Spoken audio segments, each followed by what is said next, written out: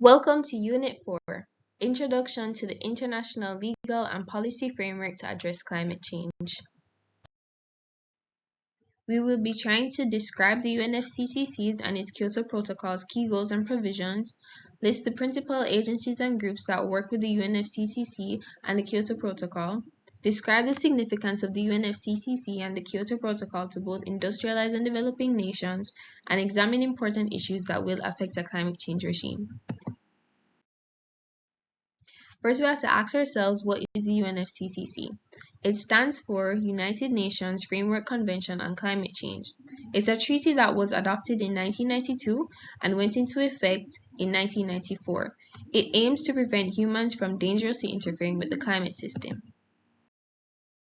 The main objective of the UNFCCC is to stabilize greenhouse gas concentrations to a level that would prevent dangerous anthropogenic interference with the climate system.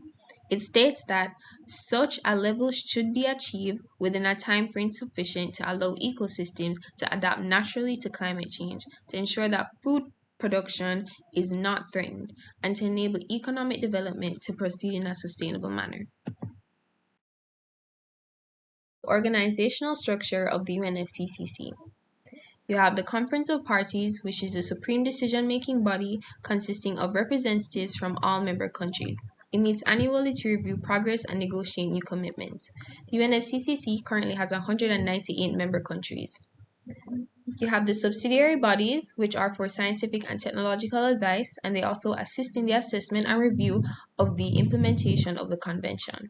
You have the Bureau, which is a group of elected representatives and chairs of the subsidiary bodies, which provide procedural guidance and manage COP sessions. You have the Secretariat, which is located in Germany, and it supports the COP and subsidiary bodies with administrative, technical, and logistical tasks. You have ad hoc working groups, which are temporary groups established to address specific issues such as negotiating new agreements.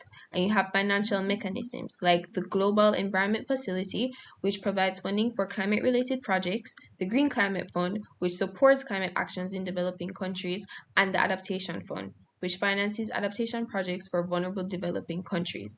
You have expert groups and committees, which are specialized groups who provide technical advice, including the Technology Executive Committee, the Adaptation Committee, and the Standing Committee on Finance. And you have non-governmental organizations and intergovernmental organizations who provide technical expertise and advocacy.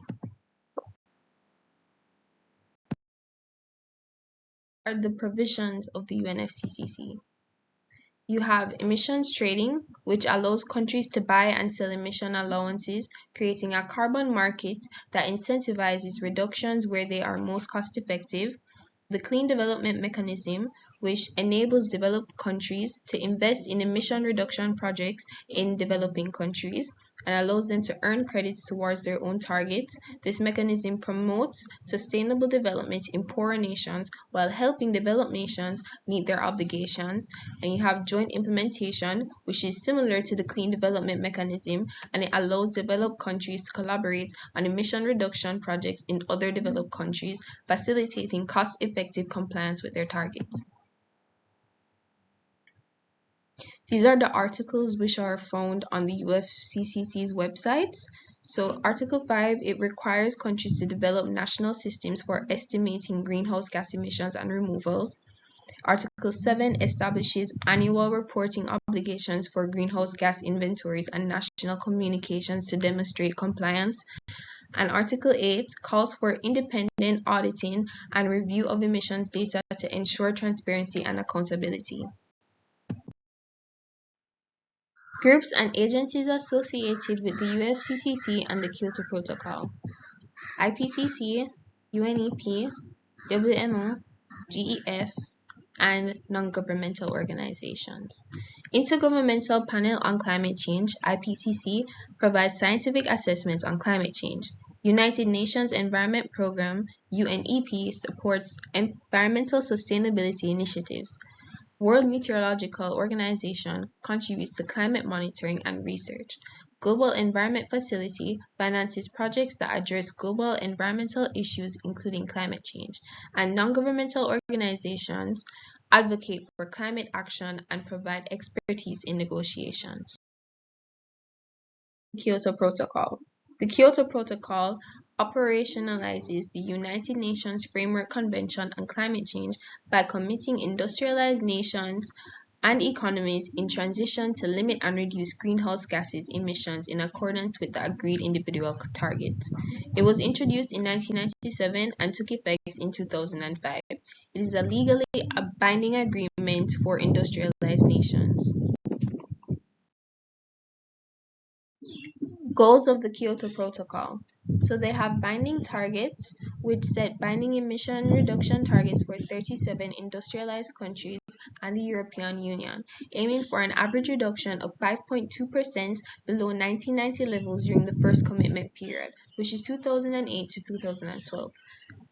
And they have flexible mechanisms which introduce market-based mechanisms, including which are very similar to the provisions of the UNFCCC, emissions trading, which allows countries to buy and sell emission allowances, the clean development mechanism, which enables developed countries to invest in emission reduction projects in developing countries while gaining credits towards their targets, and joint implementation, which allows developed countries to invest in projects in other developed countries to meet their targets.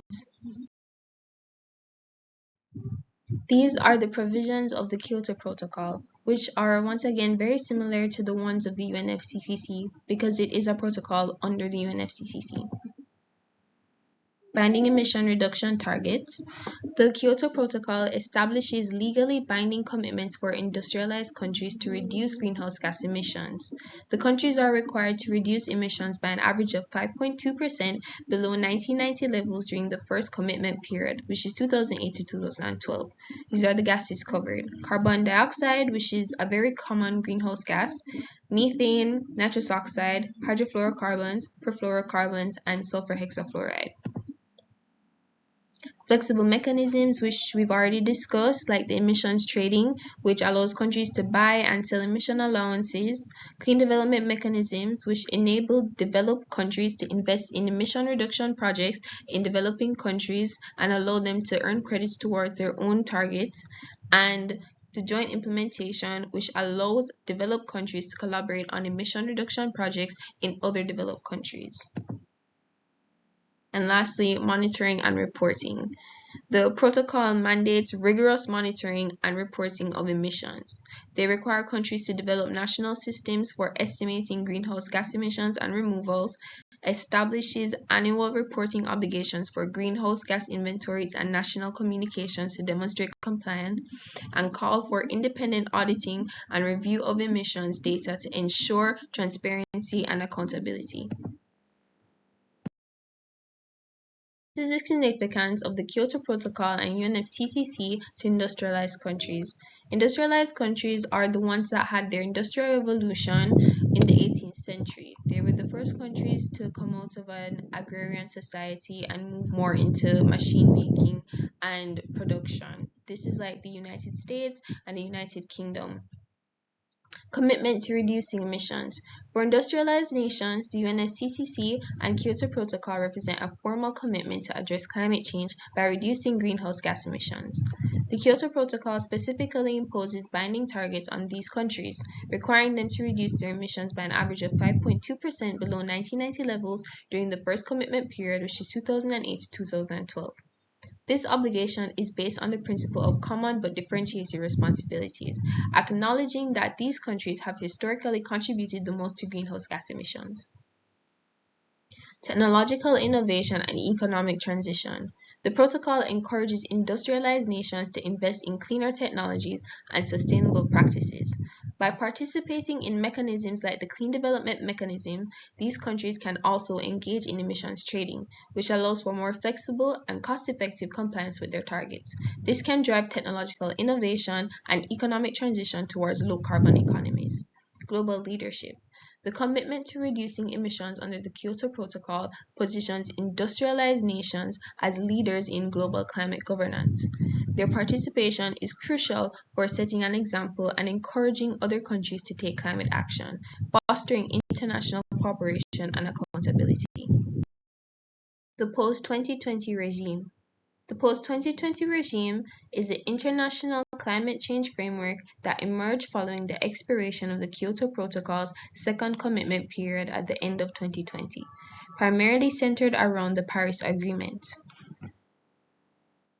The transition from Kyoto to Paris. The Kyoto Protocol, which had binding emission reduction targets for industrialized countries, will effectively end in 2020. The Paris Agreement, adopted in 2015, will become the central framework for global climate action post-2020. Universal participation. Unlike the Kyoto Protocol, which only required commitments from developed countries, the Paris Agreement calls for climate action from all countries. As of 2022, 193 out of 197 parties to the UNFCCC have ratified the Paris Agreement. Nationally determined contributions.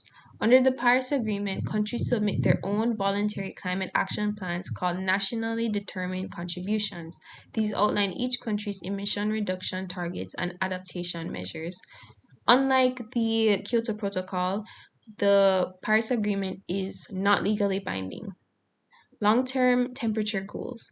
The Paris Agreement sets a long-term temperature goal of limiting global warming to well below 2 degrees above pre-industrial levels. With efforts to limit it to 1.5 degrees, this represents a more ambitious target compared to the UNFCCC and the Kyoto Protocol. The Paris Agreement came into play not only because the Kyoto Protocol ended, but because the Kyoto Protocol was only including industrialized nations, it was leaving out all of the developing countries. So while the industrialized nations were trying to reduce their carbon emissions, the developing countries were still carrying on with that. Even though they're releasing less, it still wasn't helping the situation. So the Paris Agreement just puts every country under the same regime that the Kyoto Protocol was under, even though it's not legally binding. This is continuing with the post-2020 regime. It has flexibility and differentiation, which provides more flexibility compared to the Kyoto Protocol. It allows countries to determine their own contributions based on their national circumstances. It maintains the principle of common but differentiated responsibilities and respective capabilities in light of national circumstances. The transparency and accountability. The Paris Agreement establishes an enhanced transparency framework to track progress and hold countries accountable for their commitments. This includes regular reporting on emissions, progress in implementing NDCs, and support provided or received. Climate finance. The Paris Agreement reaffirms the commitment of developed countries to provide financial resources to assist developing countries in mitigating and adapting to climate change. It also encourages voluntary contributions from other parties. And the global stocktake. Every 5 years, the Paris Agreement will conduct a global stocktake to assess collective progress towards its long-term goals. This will inform countries in updating and enhancing their NDCs. Of the UNFCCC and the Kyoto Protocol to developing countries. According to the UN's definition of a developing country, it is a country with a relatively low standard of living, undeveloped industrial base, and moderate to low human development index. Most Caribbean countries are developing countries, and most developing countries are ones that had a society based in agriculture, which are also called agrarian societies. Developing country is also a new term. They used to be called third world countries. Financial and technological support. For developing nations, the Kyoto Protocol provides opportunities for financial and technological support through mechanisms like the CDM. This allows them to engage in sustainable development projects that reduce emissions without bearing the full cost of these initiatives. The CDM enables developed countries to invest in projects in developing nations, facilitating technology transfer and capacity building. Recognition of development needs. The protocol acknowledges the unique challenges faced by developing countries, particularly their need for economic growth, by not imposing binding emission reduction targets on these nations during the first commitment period.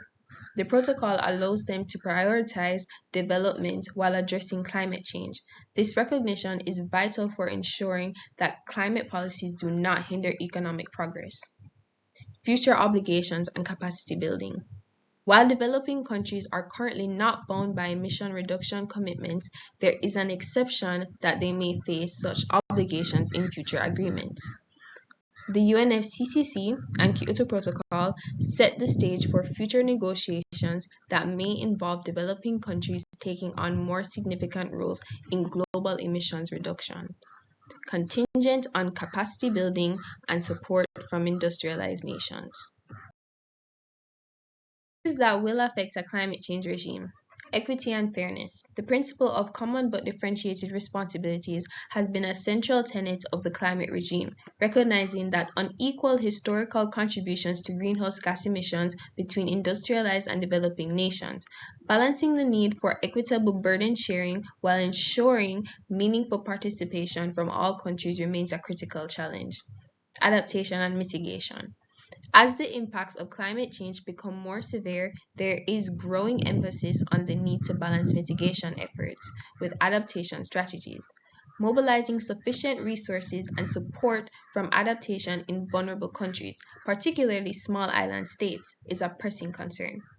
Market mechanisms. The effectiveness and integrity of market-based mechanisms like emissions trading and the clean development mechanism are under scrutiny. Ensuring these tools deliver real and additional emissions reductions while avoiding perverse incentives and carbon leakage is crucial for their continued role in the climate regime. Cooperation. The withdrawal of major emitters like the United States from binding agreements, geopolitical tensions, and the challenge of securing universal participation threaten the effectiveness of the climate regime. Fostering renewed global cooperation and solidarity in the face of a shared threat is essential. Transparency and accountability. Improving transparency around countries' emissions reductions efforts and holding them accountable to their commitments is critical for the integrity of the regime. Robust monitoring, reporting, and verification systems are needed, along with consequences for non-compliance. Technology transfer. Mobilizing sufficient financial resources and facilitating the transfer of clean technologies to developing countries are key to enabling their participation in the climate regime. Scaling up public and private climate finance while ensuring equitable access remains a major challenge. Sectorial approaches. Shifting from a country-based to a more sectorial approach, focusing on emissions reductions in specific industries like energy, transportation, and agriculture may enhance the effectiveness of the climate regime. This could involve setting global emissions reductions pathways for key sectors. Addressing these complex and interconnected issues will require continued negotiation, innovation, and commitment from all stakeholders in the international climate regime. Flexibility, ambition, and a willingness to compromise will be essential to making progress in the face of this global challenge. These are my references taken straight from the websites of each organization. Thank you so much for listening to my lecture on Unit 4.